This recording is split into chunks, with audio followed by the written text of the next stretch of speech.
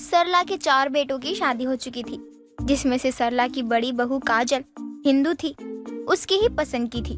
वही सरला ने अपने दूसरे बेटे की शादी उसके पसंद की एक सिख लड़की से की थी, जिसके बाद सरला के 2 और बेटों ने अपनी अपनी पसंद से शादी की, जिसमें से एक मुस्लिम और चौथी थी क्रिश्चियन बहू।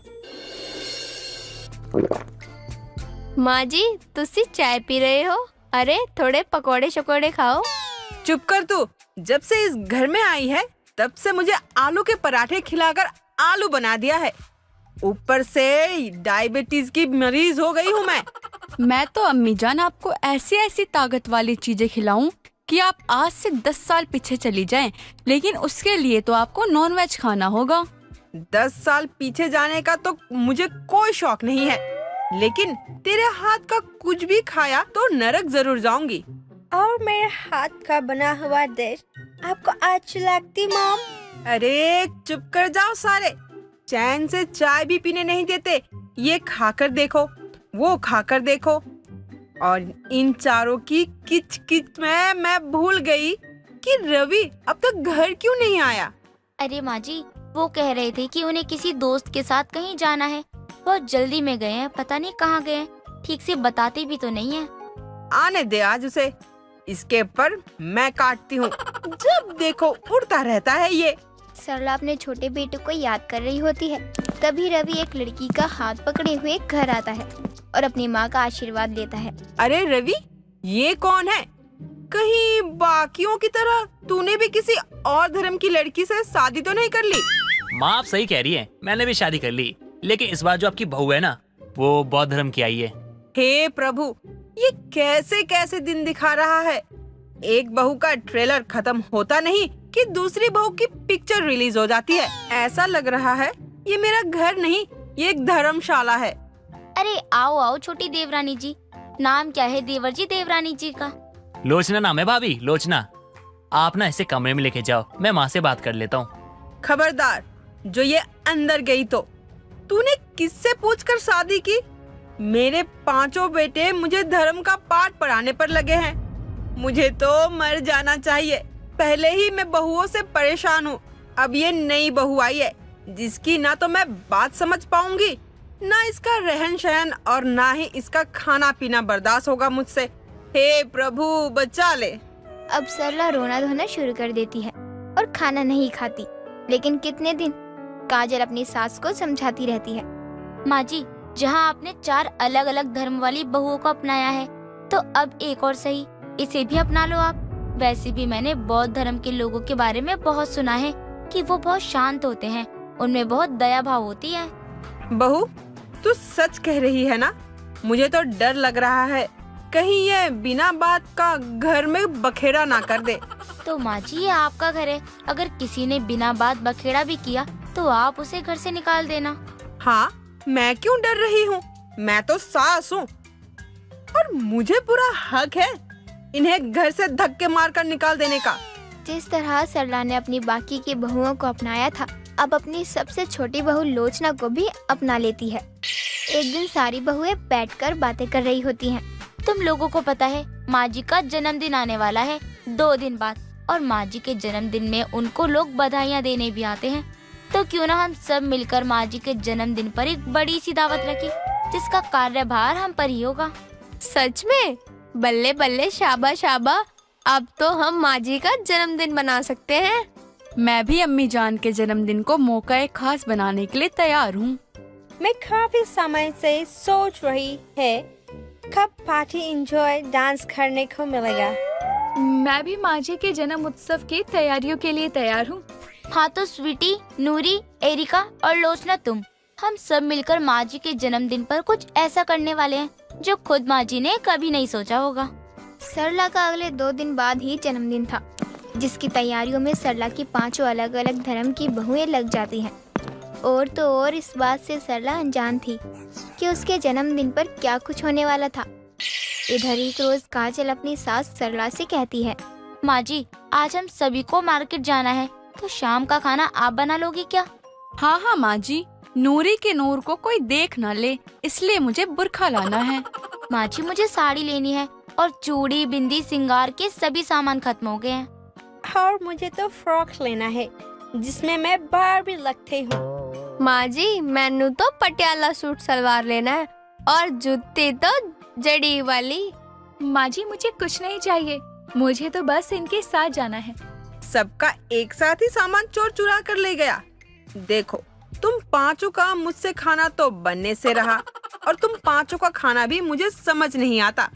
तो खुद से आकर खाना बनाओ और मुझे जिसका खाना अच्छा लगेगा मैं खा लूंगी।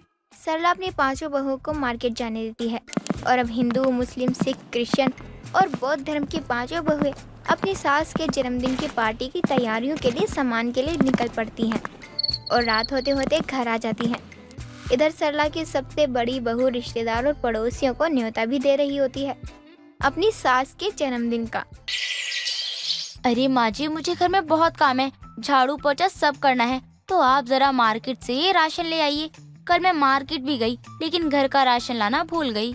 रोज की तरह मुझे आज भी इन्होंने चाय दे दी। बस बाकी किसी को भी याद नहीं है कि आज क्या है। चलो ठीक है, मुझे 3 बहुओं से तो उम्मीद नहीं थी, लेकिन काजल और स्वीटी को तो सब पता था कि आज क्या है। देखो तुम लोग अपने अपने कामों में लग जाओ। मेहमानों और आस पड़ोस के लोगों को दावत दी है, उस हिसाब से खाना पीना बना लो। अब इधर सरला की पांचों बहुएं शाम की पार्टी की तैयारियों में लग जाती हैं और सब अलग अलग खाना बनाने में लग जाती हैं। इधर देर शाम जब सरला घर आती तो वो देखती है उसके घर के बाहर चहल पहल है। क्या बात हो गई? मेरे घर के बाहर ये भीड़ कैसी? कहीं मेरी पांचों बहुओं के बीच युद्ध तो नहीं छिड़ गया? माँ जी आइए आइए, आपको क्या लगा हम भूल गए आपके जन्मदिन को? ये सब क्या है बहू, और इतना कुछ करने की क्या जरूरत थी? अरे माँ जी की होया, अभी तो पार्टी शुरू हुई है। अरे अभी तो दावत का असली जायका बाकी है। वो बल्ले बल्ले, शाबा शाबा। अरे अपनी बहुओं में मुझे भूल तो नहीं गई सरला? अरे दीदी, आप भी यहाँ आई हैं। मैं आपको कैसे भूल सकती हूँ? मेरा जन्मदिन तो अब और भी खास हो गया आपके आने से। माँ, आज तो आपकी पांचों बहुओं के हाथों से दावत मिलने वाला है। अब खाना शुरू होता है तो पांचों बहुओं का खाना देखती है। तो शुरू घर की बड़ी बहू से करती हूँ, देखूं तो बड़ी बहू ने दावत में क्या कुछ बनाया है। माँ जी, मेरे खाने की दावत में पूरी, पुलाव और शाही पनीर के साथ गुलाब जामुन भी हैं। अरे रे बड़ी बहू, मेरे मुंह में तो पानी आ रहा है। अभी रुक, बाकियों का खाना भी देखूं। बड़ी अम्मी जी, मेरे दावत में मैंने सबके लिए बिरयानी, चिकन कोरमा और मीठे में सेवई की खीर बनाई है। सरला, बहू तो अलग अलग धर्म के ले आई, लेकिन तूने इन्हें बताया नहीं इस घर में क्या बनता है क्या नहीं। वैसे आजकल के लोगों को यही पसंद है। बुआ सास जी, ਤੁਹਾਡਾ स्पेशल दावत का स्वागत करते हैं हम। और ये लो पेश है बटर नान, बटर चिकन और पनीर टिक्का। अब इस इंग्लिश बहू ने क्या बनाया है, जरा देखूं मैं भी। बुआ जी, मेरे डिनर में केक, चॉकलेट, स्ट्रॉबेरी और क्रीम बिस्किट, सब कुछ बहुत टेस्टी है। तेरा खाना खाकर मुझे थोड़ी ही डायबिटीज बढ़ाना है अपना। माँ जी, मैंने माँ जी के जन्मदिन के उपलक्ष्य में बनाया है शुद्ध, सिंपल और देसी खाना, जिसमें ना तो मसाला है और ना ही लहसुन प्याज।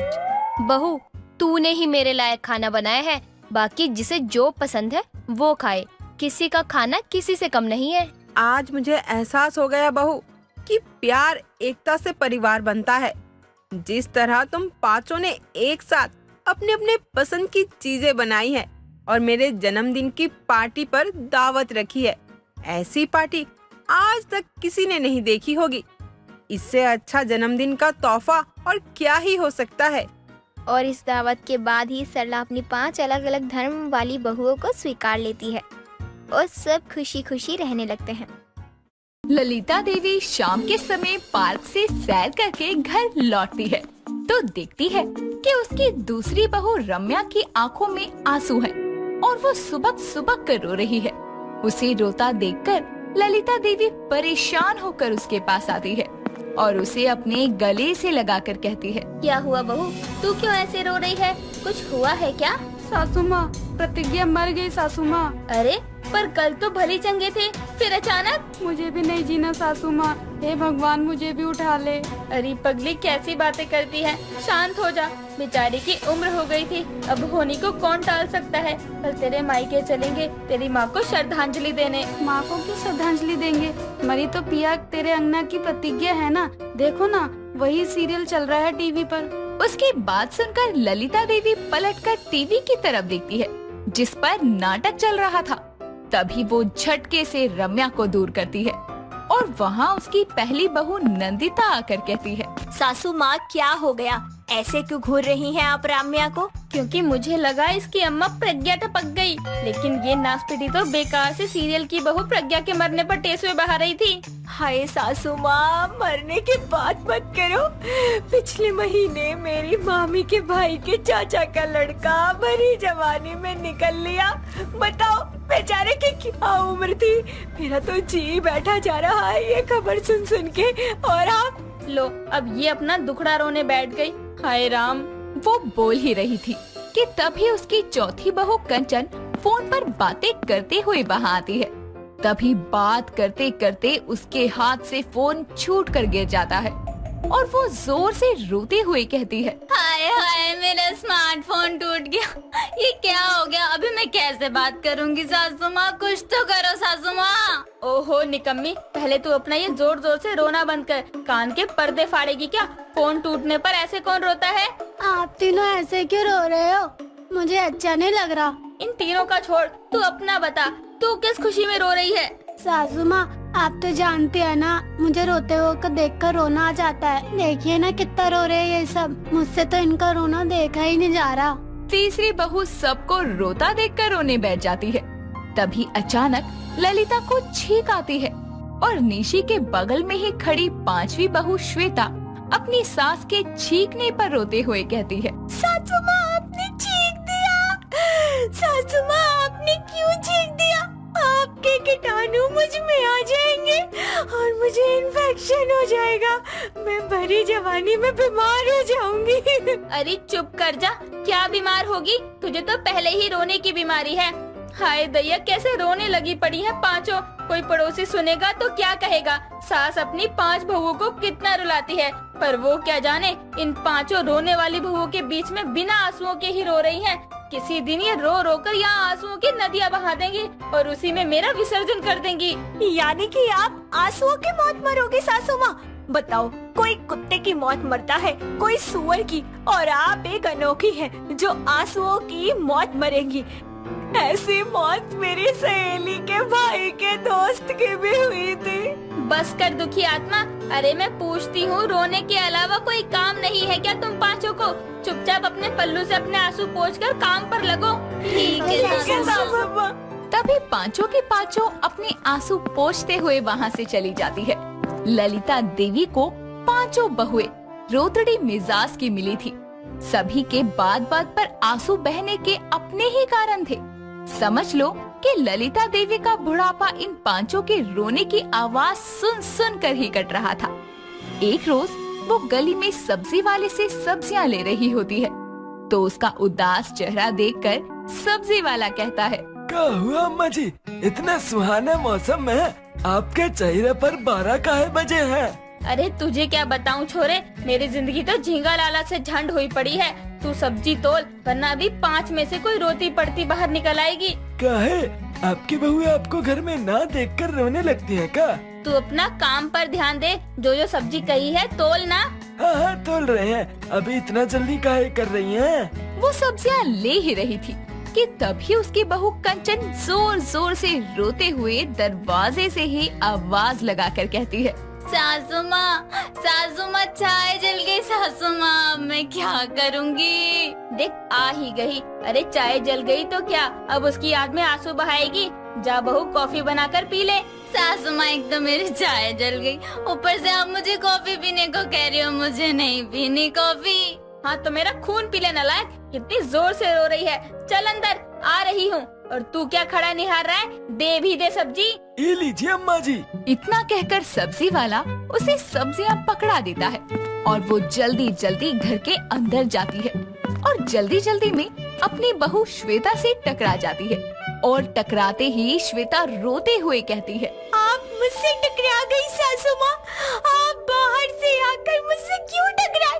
अब बाहर के सारे कीटाणु मेरी बॉडी में आ जाएंगे। परे हट और ये आंसू बहाना बंद कर। मैं तुझसे टकराई हूँ कि तू मुझसे? थोड़ा सा कोई छू क्या दे रोने बैठ जाती है। बाकी की रोतड़ू देविया कहाँ है? सासू माँ वो क्या वो? दिल है परदेसी नाटक वाली का रिश्ता टूट गया सासू माँ। बेचारी 30 की हो गई और अभी कोई रिश्ता भी नहीं जुड़ रहा। अरे रिश्ते की बात तो मत कर राम्या तू। मेरी काकी के लड़के के लिए 36 लड़कियों के रिश्ते आए, पर उसने एक की बात भी आगे नहीं बढ़ाई। उसका तो रो रो कर बुरा हाल है। आप सब फिर रो रहे हो, ऐसे मत करो ना। मैंने अभी मेकअप किया है, मुझसे किसी का रोना देखा नहीं जाता। बस पूछने की देरी होती है, फिर तो अलग अलग सुर में पांचों रोती बिलकती टपक पड़ती है। बस करो, तुम लोगों का रोना सुन सुन कर मेरा सर फटा जा रहा है। एक बात बताओ, इतने आंसू तुम पांचों लाती कहाँ से हो? क्योंकि मैंने पूरी जिंदगी में इतने आंसू एक साथ बहते हुए नहीं देखे। सासू माँ, आप हमारे रोने का मजाक बना रही हैं। आप ऐसा कैसे कर सकती हैं? अरे नलायको, तुम खुद रो रो कर अपना मजाक बनवाती हो। 4 दिन की जिंदगी है बहुओं, हंसते खेलते गुजारो। ऐसे बात बात पर रोकर गुजार दोगी क्या? रोने की वजह होती है, कोई दुख होता है, पर तुम 5 तो रोने के लिए बहाने ढूंढती हो। कभी रोने की जगह हंस भी लिया करो। अपनी सास की बातें सभी सुबक सुबक कर रोते हुए ध्यान से सुनती है।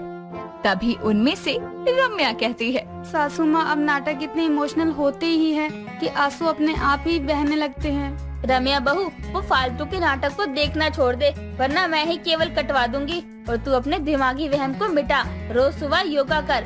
कंचन बहू, तू छोटी छोटी बातों पर रोती है, छोटी बच्ची है क्या? और तू महारानी सबसे बड़ी, तेरे आंसू तो नहीं निकलते, लेकिन हमेशा अपना रोना लेकर बातें करने बैठती है तू। अरे तुम चारों अपना रोना बंद कर दोगी तो ये श्वेता बहू तो अपने आप ही रोना बंद कर देगी। अरे निकमियों, कुछ नहीं तो अपनी इस बूढ़ी सास पर ही रहम खा लो। रोना बंद कर दो, मेरी किस्मत फूटी है क्या? अपनी सास को रोता देखकर पांचों अपने आंसू पोंछती है और वादा करती है कि अब वो कभी नहीं रोएंगी। उनकी ये बातें सुनकर ललिता और जोर जोर से रोने लगती है। तभी पांचों साथ में कहती हैं, सासू माँ, आप इतना क्यों रो रही हैं? अरे पगलियो, ये तो खुशी के आंसू हैं। तुम्हारी बिना आंसू की आंखें देखकर बड़ी खुशी हो रही है। सासू माँ, शारदा देवी के वैसे तो 5 बेटे थे और 5 बहुएं थी, लेकिन एक सास होने का सुख शारदा देवी को किसी बहू से नहीं मिला था, क्योंकि उसकी पांचों बहुएं एक ही मोहल्ले के अलग अलग घर से जो थी।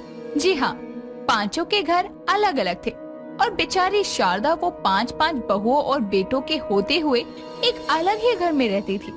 ऐसे ही एक दिन सुबह नाश्ते के लिए शारदा अपने घर के सामने अपनी बड़ी बहू सीमा के घर के आगे खड़ी होकर बोलती है, अरे बड़ी बहू, आज मेरा नाश्ता लेकर नहीं आई? बना नहीं क्या अभी तक? दे दे बेटा, मुझे भूख लग रही है। शारदा की आवाज सुनकर सीमा बालकनी से झांकते हुए बाहर देखकर कहती है, अरे माँ जी, बना रही हूँ, थोड़ी देर रुक जाओ। अभी आपके बेटे राम का लंच पैक कर दूँ, उनको देर हो रही है। वो तो ठीक है बहू, लेकिन पहले मुझे दे दिया कर, दवाई खानी होती है मुझे सुबह की। लेट हो जाती हूँ खाने में तो फिर घबराहट होने लगती है। माँ जी, आप भी ना कुछ देर शांत नहीं रह सकती? आ तो रही हूँ लेकर। सीमा इतना बोलकर वापस अंदर चली जाती है। ये सब सुनकर मोहल्ले की औरतें आपस में खुसर फुसर करने लगती हैं और शारदा जैसे ही अपने घर जाने लगती है तो वहाँ उसके तीसरे नंबर की बहू मधु हाथों में थाली लेकर उसके पास आकर कहती है, माँ जी, आपको नाश्ते के लिए ऐसे चिल्लाने की जरूरत नहीं है। अब से मैं ही आपको रोज सुबह का नाश्ता दे दूंगी। लीजिए, ये रहा, चलिए अंदर जाकर खा लीजिए। पर बहू, तेरा तो काम शनिवार को है मुझे नाश्ता देने का। वैसे भी तुम पांचों ने दिन बांटे हुए हैं मुझे खाना देने के, तो आज जिसका दिन है उसके पास तो जाकर चिल्लाना ही पड़ेगा। शारदा की इस बात पर मोहल्ले की औरतें उसको और उसकी बहू को घूरने लगती है, जिस पर मधु हिचकिचाते हुए कहती है, अरे माँ जी, ऐसी बात नहीं है, मैं आपको रोज खिला सकती हूँ खाना।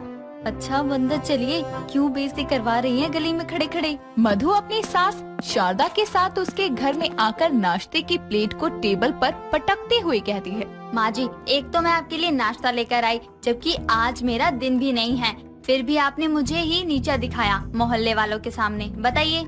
नीचा क्या दिखाना? मोहल्ले में तुम पांचों की इज्जत है भी क्या? अरे एक सास है तुम्हारी, उसको छोड़कर तुम पांचों अलग अलग घर में रहती हो, ये अच्छी बात है क्या? तो माँ जी क्या पांचों एक ही जगह रहकर झगड़े और मुझे नहीं सुननी लोगों की कि कैसी बहुएं हैं, पूरा दिन एक दूसरे से लड़ती रहती हैं। अब नाश्ता रख दिया है, खाना हो तो खा लेना वरना फेंक देना। इतना बोलकर मधु घर से चली जाती है और बेचारी दुखी शारदा उसके दिए नाश्ते को ही खाती है, क्योंकि उसको अपनी दवा समय से लेनी थी। ऐसे ही कुछ देर बाद जब शारदा अपने बूढ़े हाथों से अपने घर की सफाई कर रही थी, तभी उसकी सबसे छोटी बहू आशा उसके घर में आती है और उसको सफाई करते देखकर बोलती है, अरे माँ जी, ये क्या कर रही है आप? मैं आ तो रही थी सफाई करने, आपको तो पता ही आज मेरा दिन है सफाई करने का। हटिए, मैं करती हूँ। ये तुम्हारा खुद का घर तो है नहीं, इसलिए तुम यहाँ सफाई भी ऐसे ही करके जाती हो। कभी कोनों में कूड़ा छोड़ देती हो तो कभी बर्तनों में साबुन। इससे अच्छा मुझे थोड़ा समय लगेगा, लेकिन मैं खुद ही अपने घर की सफाई कर लूंगी। क्या माँ जी, 5-5 बहुओं के होते हुए आप सफाई करोगे? अच्छा थोड़ी लगता है। लाओ झाड़ू मुझे दो। आशा जबरदस्ती ही शारदा से झाड़ू लेकर खुद सफाई करने लगती है, लेकिन उसका सफाई करना ना करना एक बराबर था। ऐसे ही आए दिन शारदा की पांचों बहुएं उसको खाना पानी तो देती, लेकिन सिर्फ दिखावे के लिए या अपनी एक जिम्मेदारी पूरी करने के लिए। असल में पांचों में से कोई उसे अपनी सास नहीं मानता था और उससे मोह नहीं रखता था। एक शाम शारदा घर में अकेली बैठी अपने स्वर्गवासी पति की फोटो को निहार रही थी। तभी उसकी पड़ोसन विमला घर आकर उससे कहती है, कैसी हो शारदा बहन? और ये भाई साहब की फोटो को क्यों निहार रही हो? अरे ऊपर तो उन्हें अकेला छोड़ दो। वैसे एक बात कहूँ शारदा, जब भाई साहब थे तो तेरा घर परिवार कितना चहकता था। पांचों बेटे अपने माँ बाप के इर्द गिर्द रहते थे, लेकिन अब देखो। इसी बात का तो दुख है विमला बहन। कहने को मेरे 5 बेटे मेरे पास हैं, मेरे ही घर के बगल में रहते हैं, लेकिन रिश्तों में इतनी दूरियां हैं। पांचों बहुएं अलग अलग घर में रहती हैं। मुझे तो कभी कुछ चाहिए होता है तो पांचों के घर घर जाकर डोलना पड़ता है। सच शारदा बहन, तुम्हारी बहुएं इस बड़े घर को छोड़कर माचिस की डिब्बी जैसे छोटे छोटे घरों में रहने को तैयार है, और इस उम्र में तुम्हें इस घर में अकेला छोड़ा हुआ है। काश तेरी कोई बेटी होती, कम से कम अपनी माँ के घर रहने तो आती। विमला के साथ शारदा बातें करते करते अपने दुख बांटती है और रोने लगती है।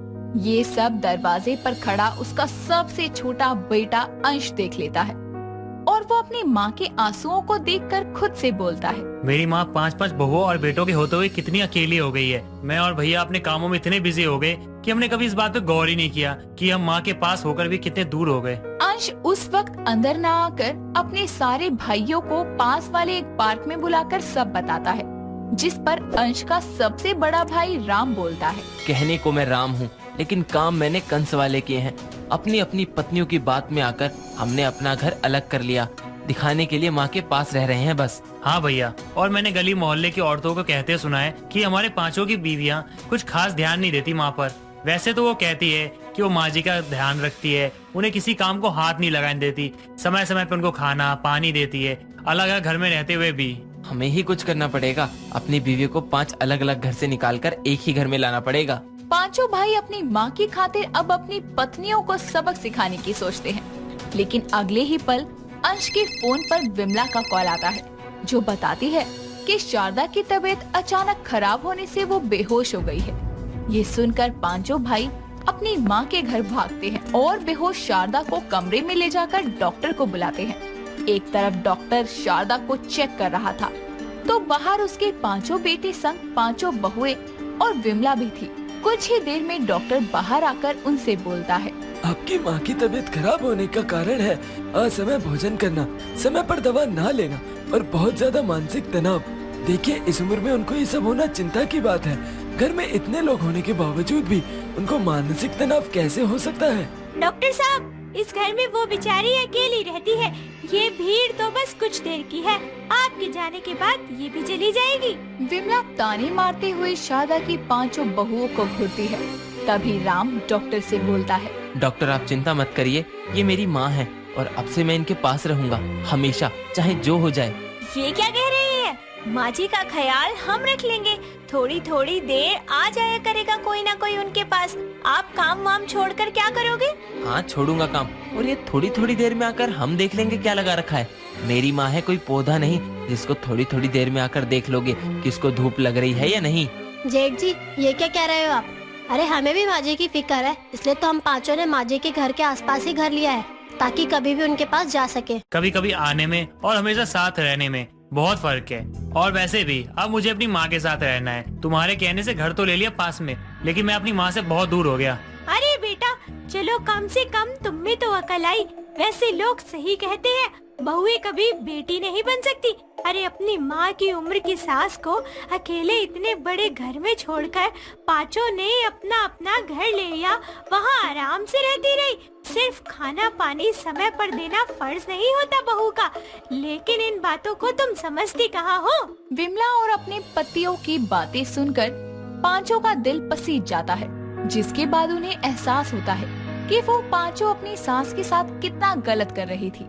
जिस पर शारदा के होश में आने पर पांचों बहुएं उससे दिल से माफी मांगती है और अपनी सास से वापस अपने घर आने की इजाजत मांगती है। शारदा भी खुशी खुशी पांचों बहुओं और बेटों को अलग अलग घर से अपने घर वापस ले आती है और फिर सब हंसते खेलते साथ रहते हैं। आजकल के जमाने में जहाँ झगड़ालू सास बहू का एक ही छत के नीचे रहना मुश्किल होता है, वहीं बेचारी पूनम देवी पांच झगड़ालू बहुओं के साथ अपने बुढ़ापे के दिन काट रही थी। एक दिन सभी किचन में अपने अपने कामों में लगी थी। तभी तीसरी बहू सोनी शरबत से भरा ग्लास लिए धीरे धीरे किचन से बाहर जा रही होती है और अचानक बड़ी बहू शिल्पी को छींक आ जाती है और सोनी का हाथ हिलने से थोड़ा सा शरबत जाकर दूसरी बहू झुमकी की साड़ी पर गिरता है। सत्यानाश हो तुहार, ये क्या कर दी तुम? हमने जानबूझकर कुछ भी नहीं किया। शिल्पी दीदी छींकी तो शरबत उछलकर गिर पड़ा। वाह, अभी शरबत तुमने गिराया और इल्जाम मेरी चीख पर लगा रही हो। अरे जिज्जी, इतना चिल्लाए काहे रहे हो? गले में लाउड स्पीकर लगा है। अरे तनिक धीरे बोलो। ज्यादा दिक्कत हो रही है तो कान में रुई ठूस लो, मेरी आवाज तो बुलंद ही रहेगी। हाँ, आवाज के साथ साथ छींक भी इतनी बुलंद है कि हमारे आधे शरबत का नाश हो गया। अरे तू हर शरबत की वजह से हमारी साड़ी खराब हो गई। अरे हमार अम्मा कितने प्यार से दिए रही हमको। अरे ओ छुटकी, तनिक सादा पानी लाके देना। मैं क्या आपकी नौकरानी लग रही हूँ? खुद कर लो जाकर। को न जाने कोनो बात का घमंड है। घमंडी होंगी आप। चारों आपस में झगड़ने लगते हैं। तभी पांचवी रिशाली एक थाली और चम्मच लेकर थाली बजाते हुए चारों के बीच में से निकलती हुई जा रही होती है, तो चारों उसे पकड़कर सुनाने लगते हैं। तभी रसोई में उन पांचों की सास पूनम देवी आती है और चुपचाप वहाँ से पानी लेकर जाने लगती है। पांचों अपनी सास को चुप देखकर बोल पड़ती हैं। सासू माँ, तबीयत तो ठीक है ना? उन पांचों का मुंह चलते हुए देखकर पूनम देवी अपने कानों से रुई निकाल कर कहती है, कुछ कहा तुम लोगों ने? अयो दादा, देखो तो सासू माँ कानों में रुई ठूस के बैठी है। सासू माँ, ये रुई क्यों लगाई है अपने कानों में? ताकि तुम लोगों की झगड़ालू आवाज से मेरे बूढ़े कानों से खून की धारा न बहने लगे। अभी तुम पांचों तो कुत्ते की दुम हो, बिना झगड़े दम नहीं लोगी तो मुझ बेचारी को कोई तो उपाय ढूंढना पड़ेगा ना तुम पांचों झगड़ालुओं के बीच से गुजरने का। हाय दैया, जिज्जी सुना आपने? सासू जी हम सबकी तुलना कुत्तन के पूंछ से कर रही है। सासू माँ, आप ऐसे हमारी बेइज्जती नहीं कर सकती। और क्या, तुलना करने के लिए कोई और जानवर नहीं मिला था? कोई क्यूट सा जैसे पांडा या फिर बेचारे पांडा की बेइज्जती नहीं हो जाती? और अब पांचों का आपस में हो गया हो तो क्या मुझसे लड़ने बैठोगी अब तुम? नहीं सासू माँ, हम झगड़ा नहीं कर रहे थे। हाँ, तुम तो सत्संग करने बैठी थी ना, और ये रिशाली मंजीरे की तरह चमचा लेकर थाली पीट रही थी। तुम पांचों को कुछ कहना मतलब खाली दीवार पर सर मारने के बराबर है। अपनी भड़ास निकालकर पूनम देवी फिर से कान में रुई ठूसकर बाहर निकल जाती है और पांचों उसे घूरती रह जाती है। पूनम देवी की पांचों बहुएं झगड़ने का बस बहाना ढूंढा करती थी, जिसके कारण पूनम देवी का कोई ऐसा दिन नहीं गुजरता था जब घर में शांति का माहौल हो। एक रोज गली में चूड़ी बेचने वाला आता है। चूड़ियाँ, रंग बिरंगी कांच की चूड़ियाँ ले लो, नई नई डिजाइन वाली चूड़ियाँ ले लो। उसकी आवाज सुनते ही पूनम देवी की पांचों बहुएं मटकती हुई घर से निकल आती हैं और चूड़ी वाले के ठेले को चारों ओर से घेर कर खड़ी हो जाती है। चूड़ी वाला डर कर कहता है, 5 लुगाइयाँ एक साथ? कहाँ से टपकी हैं आप लोग? अरे भैया, चूड़ी बेचने निकले हो तो हम पांचों को देखकर ऐसे खौफ क्यों खा रहे हो? चलो बढ़िया बढ़िया सी चूड़ियाँ दिखाओ। हमको हरे रंग की दिखाना। वो का है ना, हमको हरा रंग बहुत भावत है। हरा? ये भी कोई रंग होता है? दीदी बहुत खराब पसंद है आपकी। हाँ, जैसन तुहार पसंद तो टॉप क्लास हो रही। तमीज नाम की चीज नहीं है क्या? 20 सड़क पर गवारों जैसे पटर पटर करने बैठ गए तुम लोग। भैया मुझे ये वाली चूड़ी पहना दो। ओ, ज्यादा चालाकी नहीं, ये वाली मैंने पसंद की है। अरे तो मुझे क्या, जो पसंद आएगी वही पहनूंगी ना। अब बीच सड़क पर चारों का झगड़ा शुरू हो जाता है। रिशाली भी आदत से मजबूर झगड़ा करने के लिए चूड़ी वाली की चूड़ियाँ उठाकर जमीन पर पटकने लगती है। उसे ऐसा करता देखकर चारों शांत हो जाती हैं और चूड़ी वाला रोते बिलखते हुए कहता है, अरे बहन रुक जा, ये चूड़ियाँ हैं, तुम्हारे घर के बर्तन नहीं। अरे किसके घर की आफत है ये 5 बहुएं? तभी पूनम देवी बाहर आती है और उसे देखते ही पांचों शांत हो जाते हैं। तभी चूड़ी वाला कहता है, अरे माता जी लेकर जाओ अपनी इन 5 झगड़ालू बहुओं को, और सबसे पहले तो इस नीली साड़ी वाली को, जो मुंह से बोलकर नहीं बल्कि मेरी चूड़ियों को पटक पटक कर लड़ रही है। घर में झगड़कर उब गई थी क्या? अभी मोहल्ले के बेचारे चूड़ी वाले की चूड़ियों को लेकर झगड़ रही हो? और तू महारानी, जुबान पर ताले लग गए क्या, जो चीजों को तोड़कर झगड़ती है? सासू माँ, झगड़ा तो पहले इस झुमकी और सोनी ने शुरू किया था, और तुम तीनों ने बहती गंगा में हाथ धो लिए, है ना? नलायको, किसी दिन इन झगड़ों के चलते तुम पांचों को ऐसा रगड़ूंगी कि याद रखोगी। अब अंदर जाकर मर लो। पांचों एक दूसरे को घूरती हुई अंदर चली जाती हैं और पूनम देवी उस चूड़ी वाले के नुकसान की भरपाई करती है। समय बीतता है। सास के धमकाने से पांचों कुछ दिनों तक तो शांत रहती है, लेकिन एक दोपहर के समय सोते हुए पूनम देवी के कानों में फिर अपनी पांचों बहुओं के झगड़ने की आवाज पड़ती है और वो दुखी होकर कहती है, मन तो करता है बोरिया बिस्तर लेकर हरिद्वार जाकर बस जाऊं, पर इन पांचों झगड़ालुओं के चलते मैं क्यों कष्ट काटूं? इन पांचों का कोई न कोई इंतजाम तो करना ही पड़ेगा।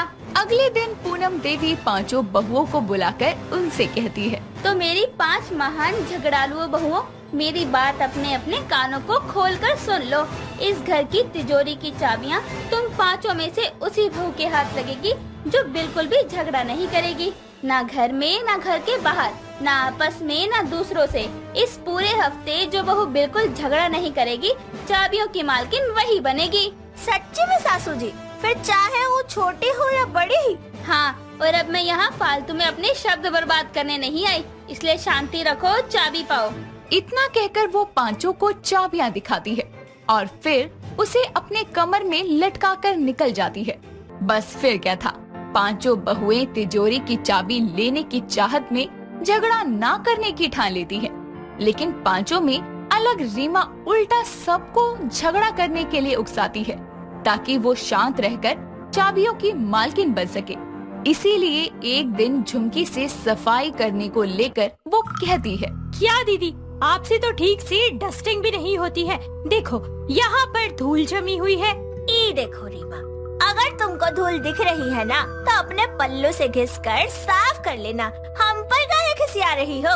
आप बदतमीजी से क्यों बोल रही हैं? देखो, अपनी बदतमीजी को ना बत्ती बनाकर जाकर दिए में जलाओ। प्यार से बोल रहे हैं, झगड़ो नहीं हमसे। झगड़ तो आप रही हैं, मैंने तो कुछ नहीं कहा। बात आगे ना बढ़े इसीलिए झुमकी कुछ नहीं कहती और वहाँ से चली जाती है, जिससे रीमा के प्लान पर पानी फिर जाता है।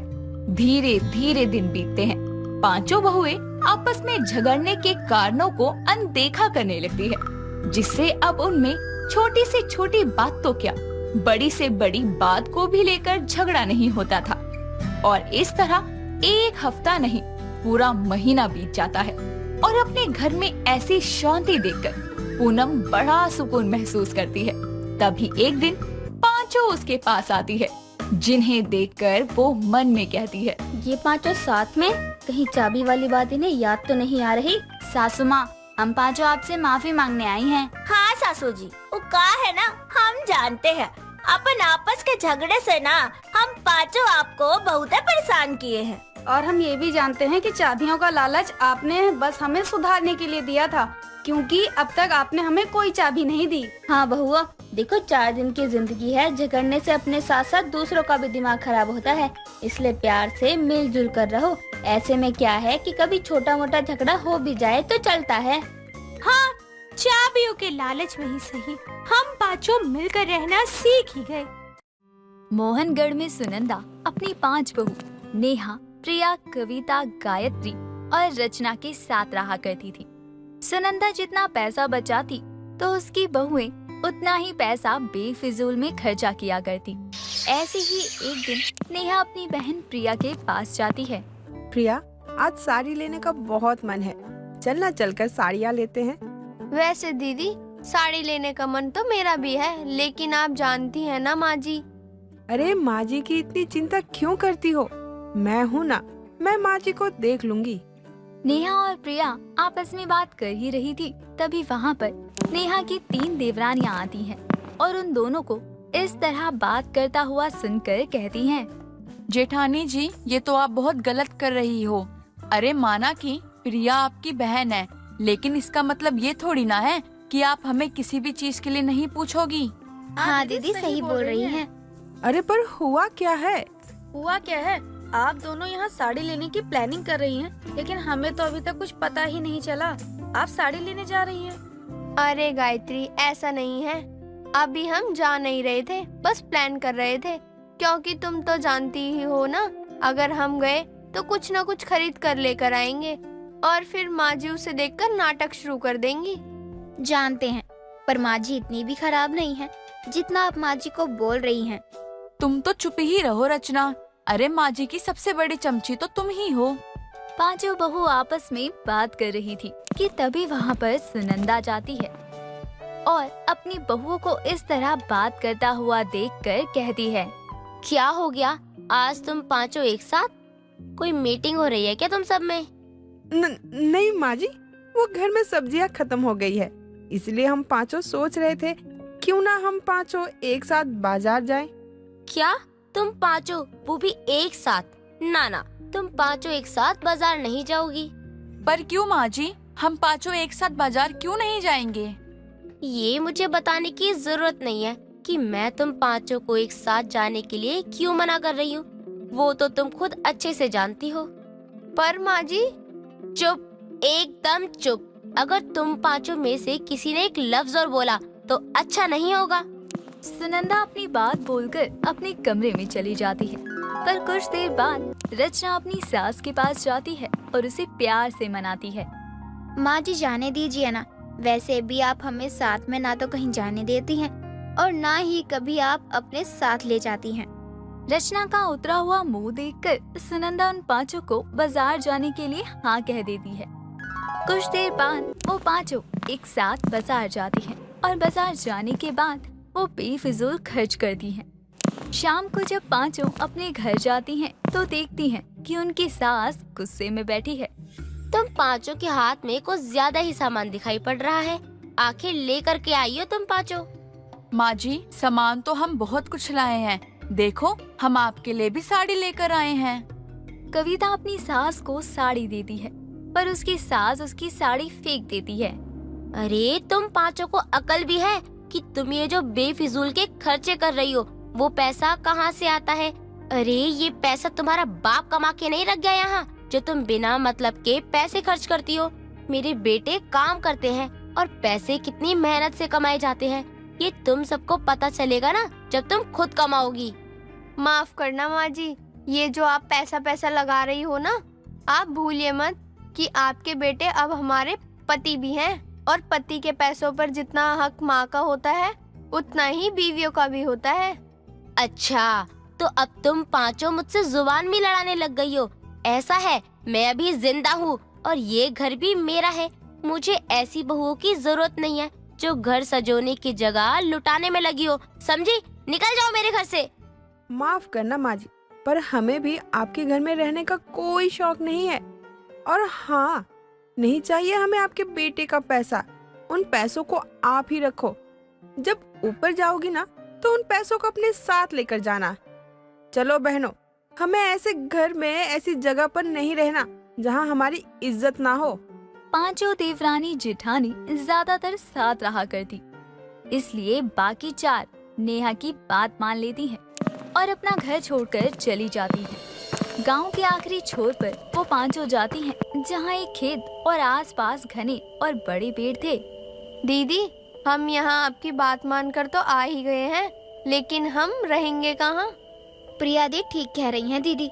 यहाँ पर ना तो कोई घर दिख रहा है और ना ही कुछ खाने को। मुझे तो बहुत जोर से भूख लग रही है। तुम चिंता मत करो, मैं कुछ खाने के लिए देखती हूँ। मेरे पास कुछ पैसे हैं।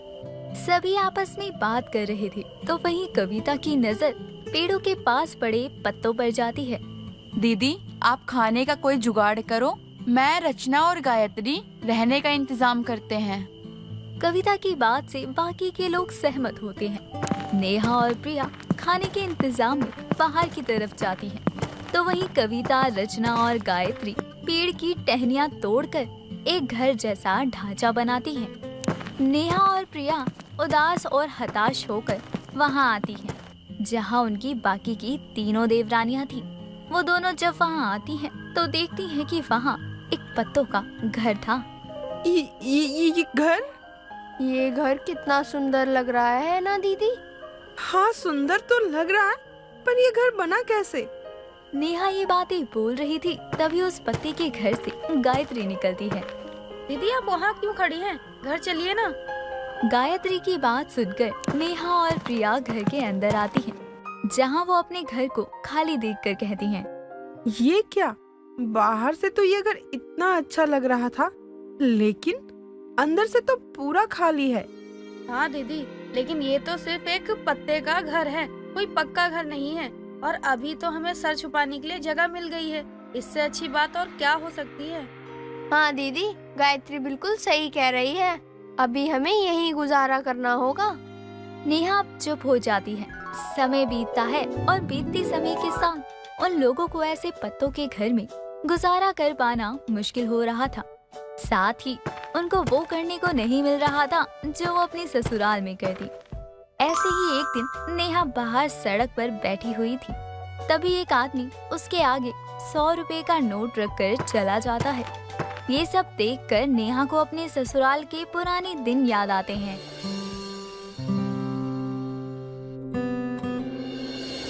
ये तो नेहा बहू है, सुनंदा की बहू, पर उसकी ऐसी हालत। एक काम करती हूँ, मैं सुनंदा से ही पूछ लेती हूँ। सुनंदा की पड़ोसन सुनंदा के घर आती है। सुनंदा बहन, ओ सुनंदा बहन। अरे क्या हो गया बहन, तुम इस तरह चिल्ला क्यों रही हो?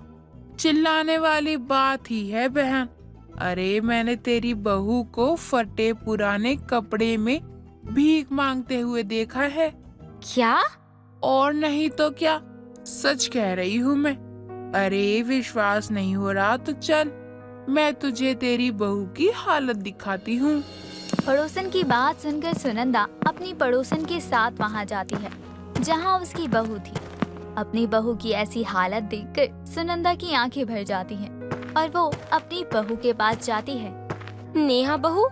अब नेहा पीछे पलटती है, जहाँ वो अपनी सास को पाती है। माँ जी, हमें माफ कर दो प्लीज। जाने अनजाने में मैंने ना जाने आपको कितना भला बुरा बोल दिया, और मेरी वजह से आपकी बाकी बहुओं ने भी आपके साथ कितनी बदतमीजी की। देर आए दुरुस्त आए बहू। अब ये बताओ, बाकी की बहुएं है कहाँ?